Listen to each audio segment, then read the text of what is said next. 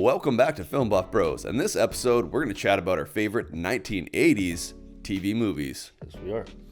All right, so I'm going with Cocaine, One Man Seduction, starring Dennis Weaver. Yes. Dennis Weaver, the guy from Duel. And it's similar kind of character in that he's not neurotic, nervous, on edge, high-strung, apprehensive. And it starts out that he is kind of that way to a lesser extent because he's not doing very well as a realtor. And then he starts doing cocaine, and he goes on this arc of, just dabbling in it and using it to like be more sociable to get like new clients and younger clientele, to it like totally controlling and ruining his life. James Spader plays his son. And yeah, like the cinematography is cinematic, less like TV, especially for that era where you'd have like, the one camera angle, like one or two camera angles, right? And yeah, I think really for the most part, it's him selling the performance. The story is good, the desperation, and the clandestines of hiding it from his family, and the people who's getting it off of, like they're middlemaning it for him, probably charging him too much, and they're kind of getting him into it so that maybe they can buy more, get a better deal or something. And it seems like he's being used by them, and it's like I think it's a realtor and his girlfriend who are hooking him up. They're like, oh yeah, this is gonna help like improve your career. And I guess it kind of does at first until, everything implodes in on itself. It's probably more so than anything else his performance that makes the movie quite good. And then, really high stakes. A man's, future in life is at stake.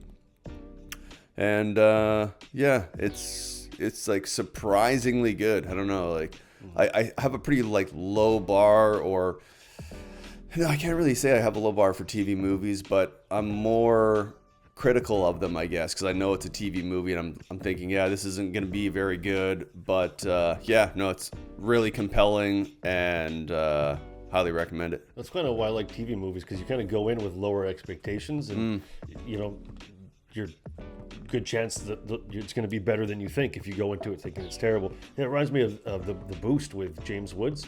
Same thing, where he's trying to work his way up there, and sort of like a suburban Scarface tale. But I could see if this is after, I think Steve and you both told me about this movie.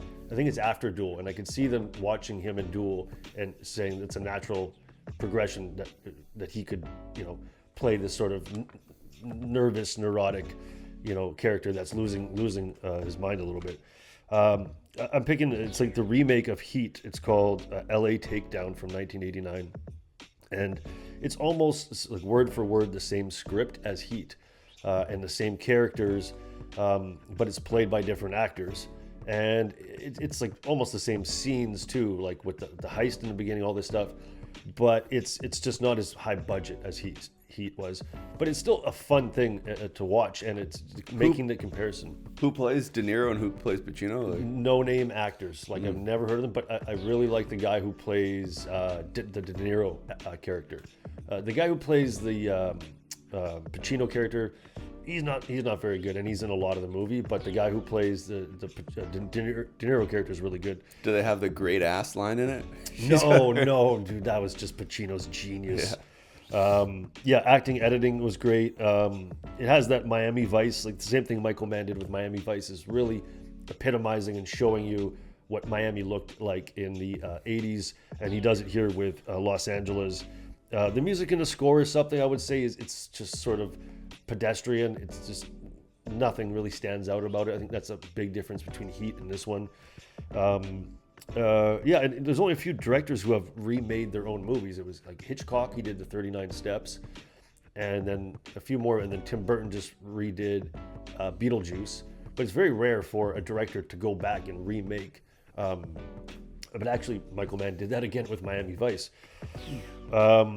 If it had a bigger budget, and I think what they saw in it is that whole story of LA Takedown has potential with a bigger budget to be a really engrossing crime saga, as they say, and the effects, of course.